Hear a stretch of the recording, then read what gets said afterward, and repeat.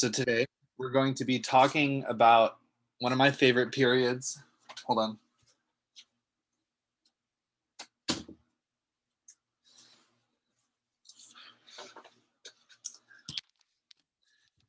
on. The bungalow boom in the age of streetcar system expansion and the relationship between the two. Um, we'll just get right into it. And much like how the first lecture started, we're going to be introducing the concept today through the lens of architecture. Oh, goodness. Okay. So, what's a bungalow? I don't know, some sort of residential style or something that people use all the time, real estate agents and stuff.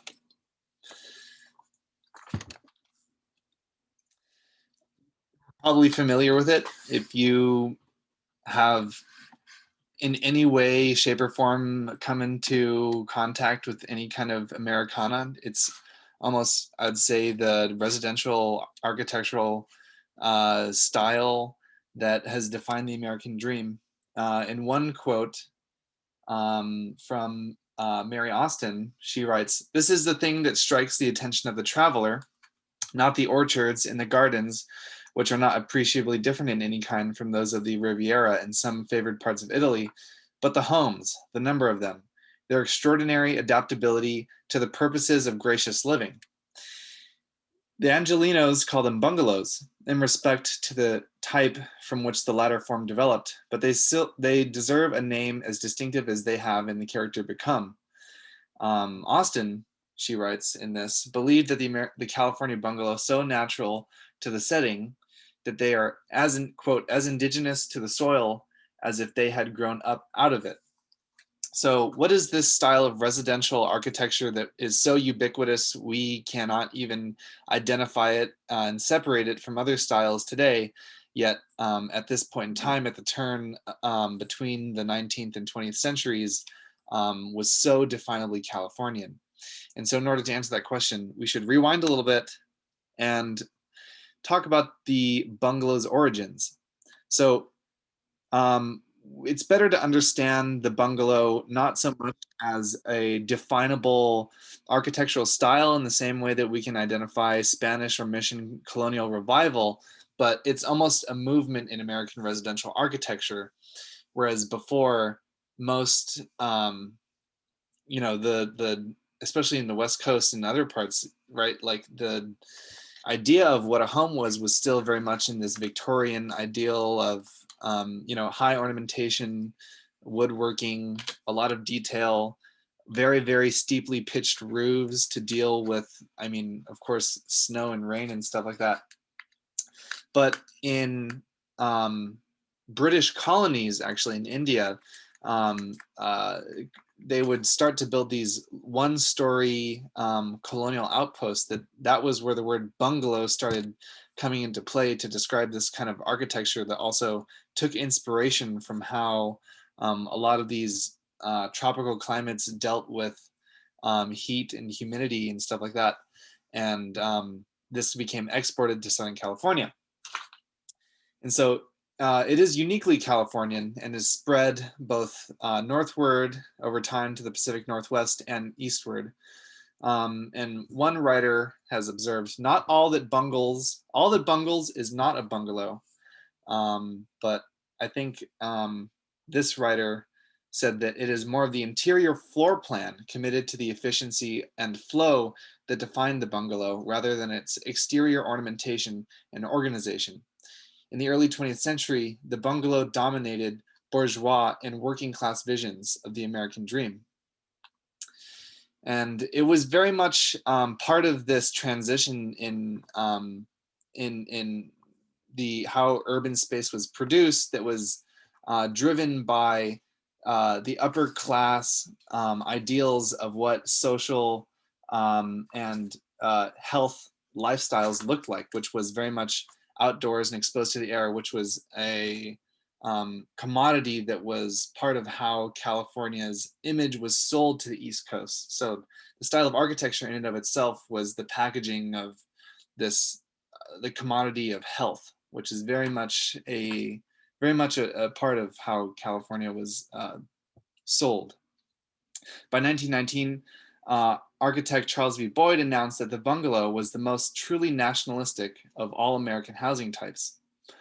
And it also coincided with significant social changes in how people went about living their lives. Namely, the big one was the outsourcing of household tasks, such as laundry, the emergence of pre-manufactured clothing, and even refrigeration in the 19th century to make the home much less of a place of production and work and more the place where you seek respite from work. And part of this new type of residential housing typology also saw in Southern California, particularly the emergence of the craftsman architectural movement. And this really coincided with this new California lifestyle. The bungalow, with its connotations of leisure and openness to the outdoors, Culver points out, was the perfect residential architecture for this Anglo-American imagined city. Even the bungalow's apparent bohemian origins worried some observers enough that writers like Charles Sanders, the thoroughly middlebrow and respectable of magazine Sunset, felt the need to assuage such fears. Bungalow life is informal, but not necessarily bohemian. At its best is simple without being sloppy, he assured readers. Progressive era feminists appreciated the bungalow's simplicity and efficiency, while capitalists could trumpet that the housing form emphasized rugged individualism over more communal or socialistic architecture that apartments offered. The bungalow embodied respectability, privacy, and homeownership for a burgeoning middle class and a financial foothold amid an expanding metropolis for more proletarian contemporaries. So, does anyone have any questions so far about what a bungalow is? I'm sure a lot of you have grown up in one, been exposed to them. They're all over. A little bit different from ranch tract housing, which is more definably after World War II. But here's some great examples. And the very famous tradition of craftsman architecture also emerged out of this movement. Here is in Pasadena, California, the apotheosis of craftsman bungalow architecture by the very famous architects Green and Green, called the Gamble House. Any architectural monograph about Southern California is bound to include, this huge sprawling woodworked home. And these houses really emphasize low hanging ceilings and airflow in their design, I guess. Berkeley has a really famous example of another Green and Green design.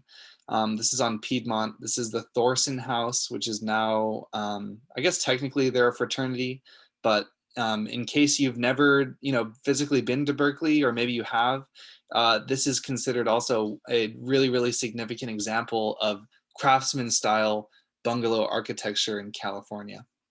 And they even give tours sometimes, the frat brothers. It's kind of funny. And so another significant thing about the bungalow is, in contrast to the this new style of building that a lot of East Coaster expat / winter vacationers were very, very attracted to, was that the building style in and of itself was such that it could be economically produced and could house this emerging middle class. And so this other example in Pasadena, California, the St. Francis Court, was the first example of my personal favorite housing typology, which is called the bungalow court, where you have one single lot that has been developed into multiple detached dwelling units, in this case in the bungalow style. And this also came to emerge as a significant housing typology that was very financially reachable for many, many Californians up into the 1920s. And even today, there's a lot of people that living in here in old suburbs like Northeast LA. So now we're going to go back into regional history. And this lecture is going to be kind of interesting because we're now at the point where regional history is really going to start morphing into urban history. About, we're going to become much more spatially concerned.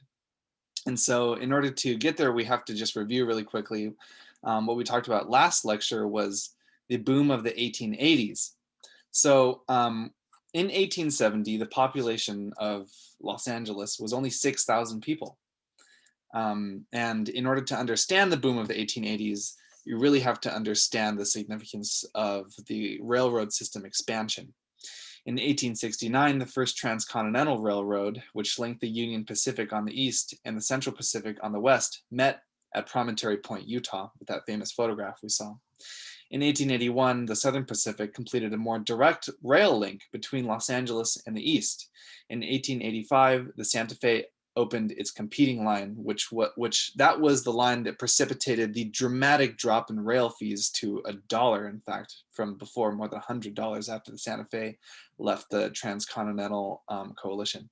By 1890, the city's population had grown to more than 50,000, and the counties had reached 100,000. And this really was the most significant population boom in tracing back the contemporary history of Los Angeles. In fact, precipitating the fact that at the turn of the 20th century, it was then that Los Angeles became the 36th biggest city in America. Does anyone have any questions at this point?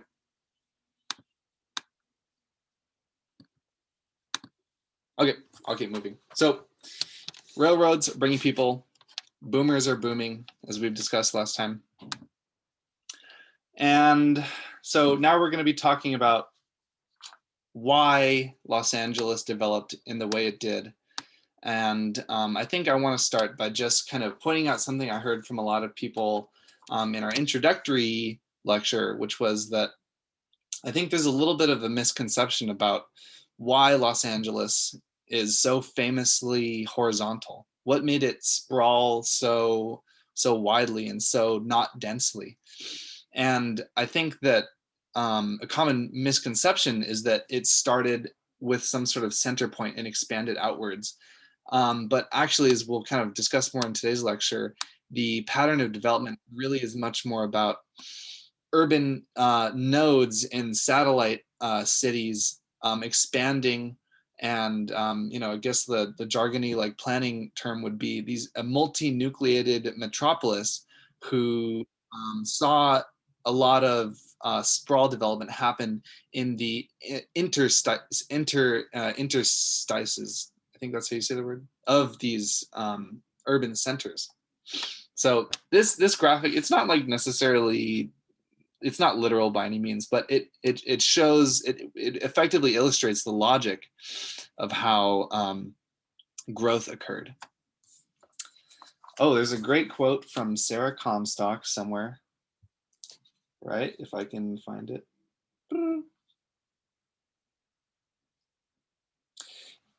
So people used to say, oh, it's California's climate that made it expand so much. Well, it can be more accurately explained, perhaps, in terms of the highly imperfect cultural adaptation, the general unrelatedness of things, the ever-present incongruity, and the odd sense of display.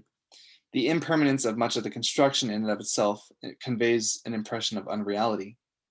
Towns do not develop here, wrote Sarah Comstock. They are instantly created, synthetic communities of a strangely artificial world. Plant a few yellow and green stucco bungalows, a few shops, a real estate office, a church, a soda fountain, a school, a movie theater, a cafeteria, a filling station, and there you are. Anchor satellite, another demonstration of growth. And let's see, what's the next slide? Oh, wow, I just had the quote right there. I should just read it in the freaking slide. Anyway.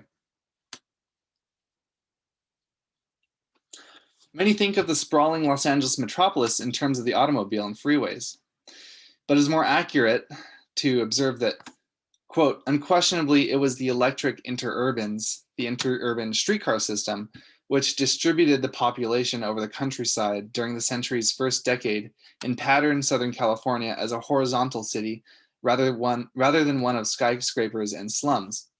By 1910, largely because of the Pacific Electric system, Los Angeles was functionally integrated with Long Beach, Santa Monica, and San Bernardino. And just for reference, Santa Monica is the beach town just west here of downtown Los Angeles. Long Beach is just south, kind of a little bit east of the San Pedro port. And San Bernardino is in the top right.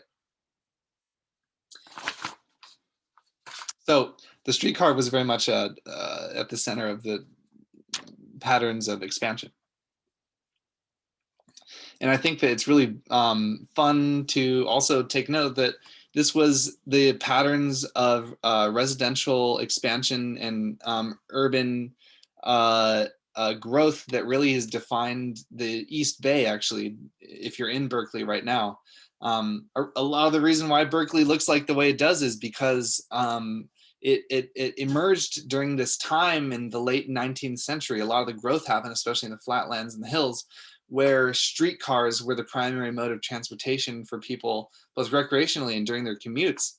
And so a lot of the homes, part of the defining features of a bungalow is that it a lot of times doesn't include a detached, or especially not an attached garage, because the bungalow and the streetcar, which go hand in hand, the idea was that you could walk from your home, go into a streetcar, commute to work, in this case probably in San Francisco or the industrial center of Oakland, and make your way back to your bungalow at nighttime.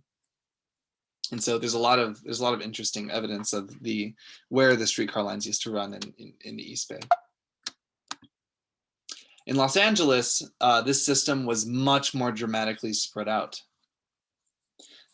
You had actually one of the most complete interurban streetcar systems in the country. Actually, the most complete, I'm sorry. Between 1880 and 1890, cable car and electric trolley lines were built by holders of large tracts of vacant land with the specific intention of subdividing that land and profiting from the sales of home sites made accessible to downtown by transit. These streetcar systems, rarely turned a profit, but led to huge speculative gains in real estate values.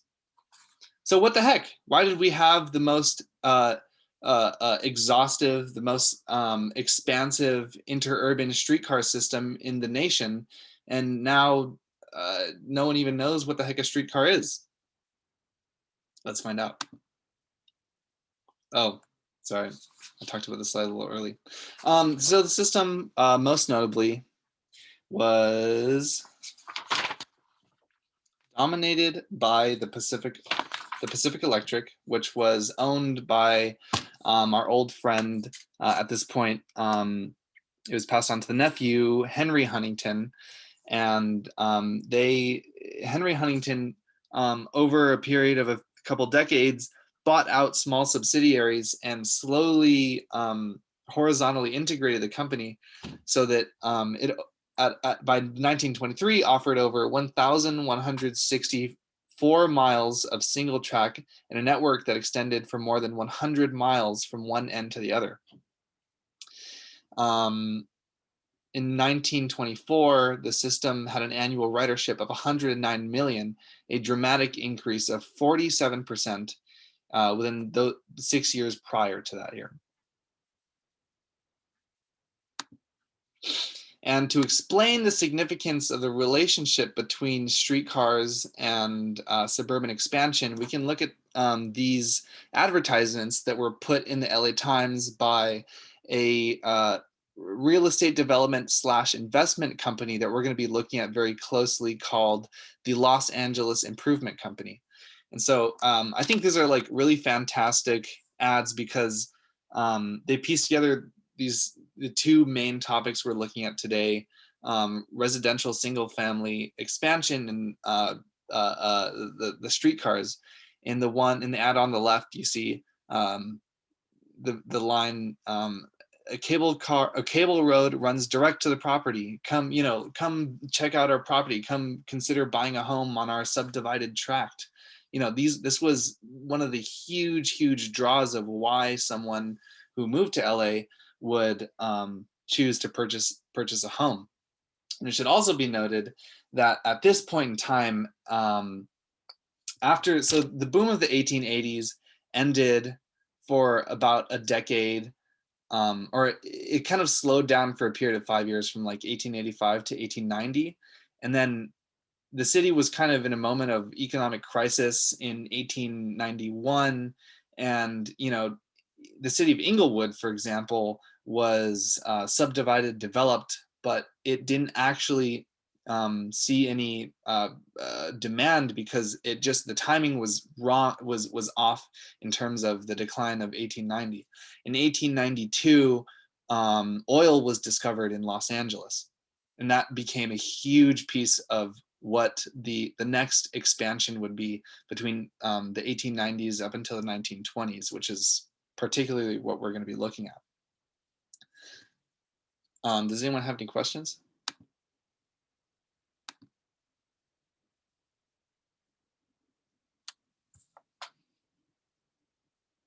Okay. What makes LA unique? Why is it different? If every other city in like the late 19th century was also dabbling with streetcars, which by the way they were, look at San Francisco. Why did this piece of technology so determine the spatial layout of Los Angeles and Southern California as a whole, as a matter of fact? So you saw streetcar systems, especially in Boston, Chicago, New York, and Philadelphia, replace horse car lines and really dramatically reshape the transportation landscape across the country. Los Angeles, however, was just growing to maturity as a city when streetcar railways were introduced, and it had never developed a significant commercial and industrial core. While new industries and businesses concentrated, here, wait, maybe I should look at a map while we talk about this. This one's good. While new industries and businesses concentrated near the downtown railhead in the days before motor trucks and telephones, the street railways made it possible for real estate speculators to develop low-density residential estates in outlying sections, catering to the obvious preferences of the newcomers. Since the denser, congested eastern cities were regarded as sources of illness and vice, the low-density, outlying suburban growth of newer cities was regarded as an advance that contributed to substantial improvement in the quality of life. So keep in mind, this, in addition to the emergence of this new transportation technology that facilitated very not dense urban growth, you also had the incredible cultural power of Americans increasingly becoming disillusioned with urban life as a crucible for illness, and especially a huge force. And you could have, there are whole books about this, is the illness of tuberculosis and polio literally dramatically reshaping the way buildings were built at the time. And people, coming from the crowded colonies, moving westward, seeking open air and these healthier lifestyles. Because, for example, in a lot of California public school architecture, you don't have indoor hallways.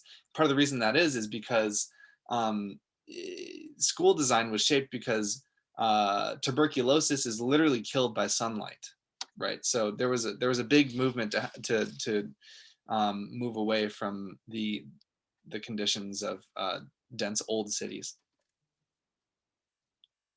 And you kind of see that sentiment reflected in a lot of people, the way they're rethinking cities right now during COVID too, which is kind of interesting.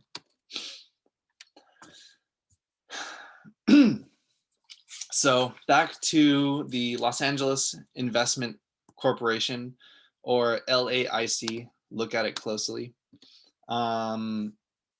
which is what the company that we're going to be following. The LA Chamber of Commerce drew on a huge campaign to draw workers to Los Angeles and grow the region by undercutting the high wage structure of San Francisco. Okay, so this is another really important, a couple of things to keep in mind in terms of understanding why it was that Los Angeles took off in such an explosive growth, despite the fact that it lacked all these natural resources. One was, as we've explained, as we've talked about a lot, is the commodification and sale of the climate and drawing a lot of home seekers. Another was that in spite of a lot of, a traditional industrial core, Los Angeles, as a matter of economic development, had its primary tactic was drawing an incredible influx of workers, which kept labor cheap, which was facilitated by cheap home values. And this was particularly possible because San Francisco at the time, the turn of the century, was the most highly unionized city in the US. There was a very high wage structure, so companies were able to justify relocating to Los Angeles because of primarily the cheap labor at the time. And so in the 1890s and moving forward, there were the two main contingencies of incomers to Los Angeles were kind of both very, very wealthy East Coasters, indigents, they call them, who sought out the health benefits of the climate, but also working class people that were seeking this new emergent suburban lifestyle at the time. Yeah, so that brings us to LAIC. And the way these cheap homes were provided were through real estate investment and cooperative building companies. They both sold pre-made houses and sold developed lots upon which the purchaser would later build. They also provided mortgage financing and investment opportunities. Yeah, sorry, I'm moving a little kind of quickly, I realize. Yeah, I want to, if anyone has any thoughts or anything, I'd love to hear them, or if I'm missing anything too. Oh, Jake, go ahead. Sorry, I don't I don't look at the video previews enough. No worries. I was just gonna, if you wouldn't mind, just kind of reiterating. So, was the emergence of tract housing development kind of leading up to when we're going to have the Los Angeles Investment Corporation step in, or are they chiefly responsible for this kind of transition toward more tract housing style development? Yeah, no, that's a really great question. So the reason why Kim Hernandez, the historian that wrote the essay that was part of the reading for this week, she focuses on LAIC is because specifically it was not in the beginning a major player as a real estate developer in the larger landscape of private developers that were developing and selling these homes. It actually started out from three musicians who, during the economic downturn of 1891, they got together, they combined $25, and they decided to construct this informal mutual investment organization. And how it worked is they would get other musicians who were unemployed. They would say, we'll loan you money, and as collateral, we're going to keep your instruments. And if those musicians couldn't pay, they would just keep the instrument, and then they would sell it, and they would slowly grow this like mutual, cooperatively owned investment fund, right? And so at a certain point, they were like, okay, we're actually making money doing this shit. So then they got into flipping houses. They actually wanted to get into the main, like the president of the enterprise. It wasn't even called LAIC at the time. His name was Elder, Charles Elder, and he decided to get into real estate. They bought old, dilapidated, like Victorian homes. They would rehabilitate them and sell them for a high profit margin. And in order to understand the ecosystem of large tract subdividers, you have to understand, previous to this, the way that land was entering into the hands of these new migrants after the Mexican-American War in the 1860s were the ranchos, right? If you remember the maps of the Spanish ranchos after the Mexican-American War, you had these huge pieces of variously owned land that fell out of the gente de razón hands, and then they were sold to Americans who would later subdivide, sell, subdivide, and sell. And eventually the pattern was usually a rancho piece of land was subdivided and then sold, and then pieces of these large undeveloped lands were then subdivided again, sold, and then at that point they were sold to these real estate developer companies that would come in and they would plat, they would literally put stakes in the ground, say, okay, here's our grid, here's our streets. We're gonna bring in, we're gonna develop these things called mutual water corporations, which kind of were really, really important innovation in terms of how the resource of water was shared amongst residents. And they would get the plumbing ready, the streets ready, the tracks were still undeveloped, but they would have maybe one model home built, and they would have, you know, people come off the trolley lines. They would look at the model home and they say, you like what you see? Let me tell you, buddy, put down $10 now and pay off $10 every month, and you'll have a home in no time. We'll build one of these suckers for you right here on this undeveloped piece of land. And so this is, you know, at a certain point they transitioned to, there was so much demand that they would actually start just building the houses preemptive of someone agreeing to purchase it, which that in and of itself precipitated the kind of J.C. Nichols, you know, Levittown, you know, the massive monumental suburban post World War II suburb development that, you know, most people are familiar with. But actually, you know, there's a lot to say about how, even specifically in Los Angeles, this quote actually points to it pretty well. The preceding pieces of that were very much almost innovated in Los Angeles, in Southern California. LAIC crossed over from informal housing to formal, highly visible subdivision development, joining the ranks of larger scale community builders whose emergence Mark Weiss traces in the roots of the community builders, investing in landscaping and infrastructural improvement necessary to equip homes with indoor plumbing and imposing subdivision regulations to control and preserve a planned environment. And at the moderate end of housing market, LAIC foreshadowed practices that, as Weiss details, took place in many American cities decades later. So the significance of this tract development and sale kind of paradigm was that, you know, previously if you thought about homesteaders, you know, moving into the West, you know, how did it work? These people, you know, under the Homestead Act of 1885 or I forget the year, would occupy a piece of land for 5 years. The federal government would say, okay, it's now yours. And then they would build their own log cabin. And, you know, this kind of led to an understanding of land ownership. You know, land ownership was, or the value of land was tied to specifically the potential agricultural output that the land could produce and the material value of the physical structure of the home. At this point in time, the commodification and sale of these, you know, just barely developing subdivisions and tracts, this was really the emergence of like speculative real estate for the middle class. You know, in cities like New York, like land was very much not tied to the materials of whatever the structure was. Like that was already present. Like there was demand and it represented, you know, other use values, you could say. But in terms of the middle class interacting with land and even the idea of homes as almost an investment, that was very much innovated in Southern California in a way that, you know, is really, really, really relevant to, you know, understanding the way in which we understand and even think about housing today. So yeah.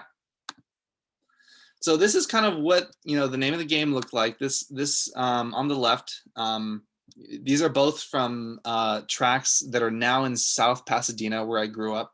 And the one on the left, you could literally see the dotted lines going in and through it are streetcar lines. The dotted lines represent trolley lines. The bottom one is Huntington Drive. And there's a streetcar line that actually cuts through a lot of these lots themselves for easier access. This is the one on the left was developed by actually the subdivision real estate developer firm that Henry Huntington owned. Actually, he was also in the like real estate development game. And the one on the right is just south of the Raymond Hotel at the border of South Pasadena and Pasadena. Actually, I used to live on Grevalier Street right there. So this is the Promethean origins of much of Southern California. This is what people who went out in the home seekers interacted with. These are the advertisements that the Los Angeles Investment Company would send out. You know, as far as, this is a blog by someone, I guess, in Oklahoma, I found pretty interesting, where they would, you know, advertise this new emerging lifestyle based around the California bungalow and the streetcar, and really attract a lot of people to come to view these tracts and acquire these really, really cheap mortgages. And here at the bottom right, you can see the floor plan of the same model of house on the left. You know, really defined by like more of a free-flowing floor plan, as we talked about earlier. The floor plan really being significant in defining what a bungalow is. And so here's more of the development that the LA Investment Company would do. So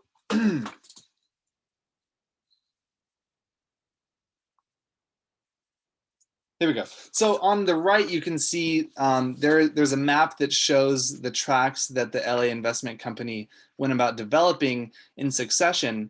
And the first one, if you look at number 1, that's called the Tin Can Tract, which was developed near where the LA River is. And the reason why is because when the LA Investment Company started transitioning away from rehabilitating or flipping homes and starting to subdivide and develop, they didn't have enough capital to enter into the much more lucrative Southwest real estate market around just south of where the USC campus is today.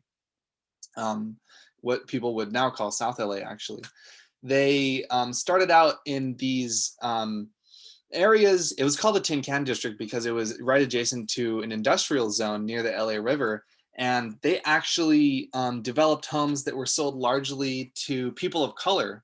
And this was simply a function of the fact that the homes were cheap enough for working class people to buy. And this actually, the cheap housing actually made it so in 1910, Los Angeles had the highest rate of Black home ownership in the country at the time, at 36%, I believe, in 1910. Upon visiting Los Angeles, W.E.B. Du Bois noted that Los Angeles is wonderful. Nowhere in the United States is the African American so well and beautifully housed. And this is, you know, a really significant.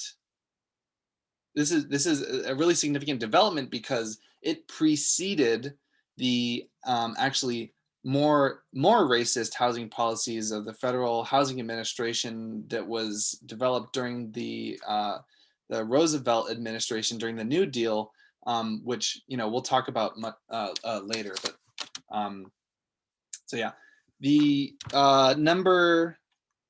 Oh yeah, does anyone have any questions, by the way?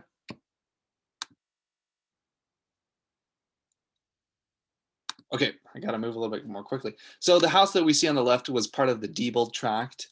It's number 3 on the map. And this tract really, you know, for this at the point mid-size subdividing real estate developer company, was very prototypical of what residential development looked at the time. Let's see. Located near the Hooper Avenue streetcar lines at Compton Avenue and 31st Street, the southeastern part of the city, it was developed in 1906 in a section of the city where the real estate market rapidly advanced. Sales here went, quote, faster, W.D. Diebel reported, than we could build houses. So many people were investing in the real estate market, that Diebel added, that a man could hardly get his money down on any property but what he would have an opportunity to turn it over at a profit. Trying to turn the company's purchase of this property secret in an attempt to curb speculation, Elder purchased the acreage in his own name, paying the owner, Miss Ellen Mead, $2,100 per acre. However, even this effort at secrecy, property values in the area ballooned. Within 30 days before Elder's first payment on the property was due, values advanced to $4,000 per acre.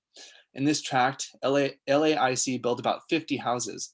The development of the Diebel tract also illustrates the growing popularity and cross-class adoption of the California bungalow as the preferred architectural style in new housing. All of the buyers in the Diebel tract purchased both house and lot, having LAIC construct one of, oh yeah, it cuts off there. Okay, California bungalow subdivision, it's all coming together. And so here we go. This is the, we're looking at primarily the the southwestern portion of downtown Los Angeles. And I found this really cool map online that shows every single property in the county tax assessor's database color coded by the year that it was built. So you see in this vast swath of a single family suburban sprawl, you know, this was actually really largely built in the years like before 1909, and this was, you know, this was what Diebel was, or Charles Elder was talking about in terms of the lucrative market expanding just south of downtown LA. So, you know, look at, there's downtown, right? Like you see some of the orange buildings are newer, but LA is an old city. In contrast, this is the San Fernando Valley. Chatsworth is there on the left. And you kind of, in this map, really see a great example of what the multi-nucleated city at its origins looks like, because San Fernando right there has a lot of actually really old buildings right there as well. So LA was always wide. It just got filled in, is a lesson to learn here. Here is another subdivision map from the LAIC, now in South LA, along Normandy, Vermont's on the right, Florence going through it. And these, you know, the point being here in this graphic I made is that these are homes that people live in today. You know, this is a very, very significant period in shaping the physical environment that we still inhabit. Moving into the 1920s, let's see, how are we doing on time? Okay, between 1920 and 1930, the population of the city of Los Angeles grew from 577,000 to 1,240,000, while the population of the county increased from 1.2 million to 2.2 million. By 1930, only 20% of the residents of Los Angeles had been born in California, while by contrast, more than 2/3 of all Americans resided in the states where they were born. So this is a city of transplants. This is a city of boom. This is a, you know, you thought that the boom coming out of the 1890s was big. The 1920s became even bigger. And increasingly, LA was also becoming wealthier, whiter, older, and more white collar. So we have the boom of the 20s was also accompanied by even further decentralization of business and commercial activity, as well as the continuation of residential dispersal. By the end of the First World War, the motor truck was available to free some businesses of their dependence on proximity to rail lines, and the availability of the telephone made it possible for businesses to communicate with one another without face-to-face contact. And so I'm going to end today talking about, you know, if there's anything to keep in mind, now moving to the 1920s, we're talking about even more rapid decentralization. And the three factors that that are attributed to this are the emergence of petroleum as a central industry of extraction in Los Angeles, San Pedro, the opening of this huge port, which quickly became one of the biggest deep water ports in the country, and we talked about that last week, and in downtown Los Angeles, after the earthquake of 1906 in San Francisco, Los Angeles city leaders became really afraid that something similar could happen in Los Angeles, and they limited the height of all buildings across the city to 150 stories, with the exemption of being City Hall being developed and built, I think, in 1928 or 29, right here in this picture. This really made downtown real estate less lucrative to developers, and commercial activity dispersed as a result of it. So the automobile was another huge factor. Whereas the model, and we're going to talk more about the emergence of the automobile next week, but as kind of a preview, whereas the Model T Ford sold for almost $1,000 in 1909, in 1926, that figure dropped to $260. So cars became really, really cheap. And then, Angelenos, who already had a very, very high rate of car ownership, that blossomed even more. And starting in 1924, attendance or ridership for the streetcar lines began to fall. And we will begin to explore why that is next week. But now, the last 5 minutes, we're going to connect it, which I think is the most valuable part of learning about the history of the built environment, with the world we inhabit today. So in these pictures, you kind of see some of the scars of the streetcar lines that used to run throughout Los Angeles County that are now filled in. Some of them are electrical lines. Some of them are, inhabited by new buildings, as if they were the scar tissue filling in, a negative space prior. And they're everywhere if you can identify them. This is in South Pasadena. In fact, if you remember the Oneonta Park subdivision map we looked at earlier, this is literally that map where, Huntington Drive's on the bottom and you have a historic streetcar line running through it. And today it's a power line right of way. This is, there are evidence of this old system everywhere. In Silver Lake, here's an electric substation. In Huntington Beach, there are still some remnants of the tracks that run through the sand.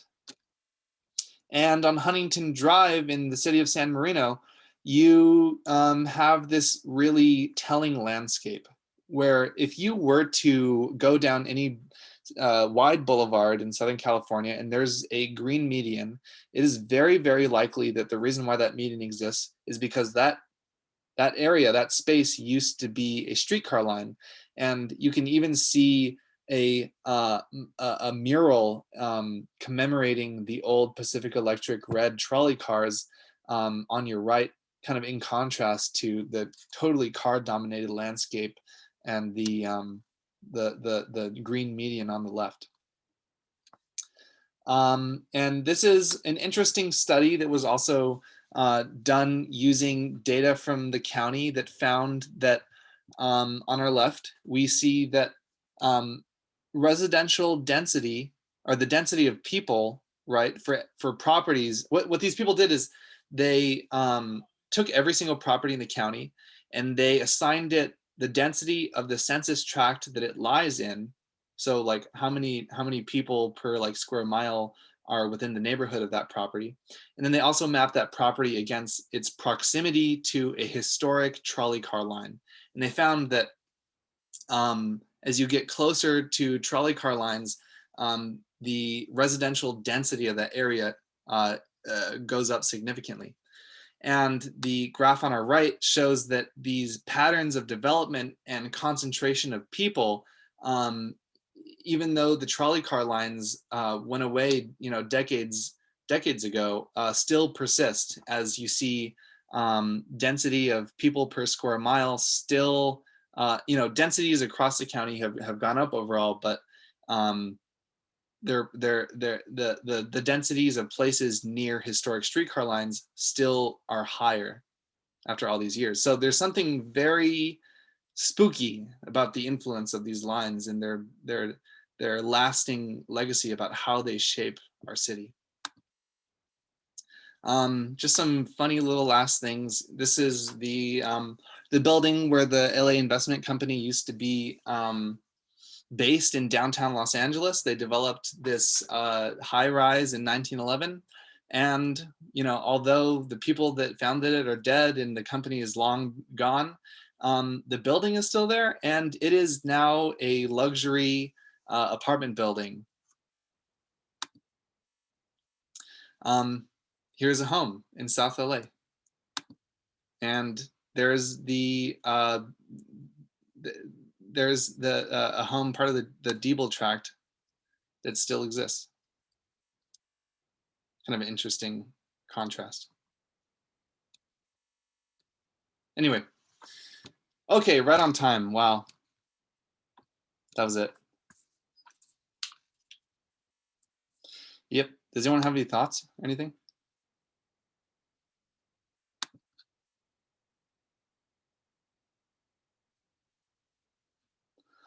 Okay, well, I'll stick around for a few minutes and hang out. Thanks, Brandon. Of course. Thank you for attending. Thanks, Brandon.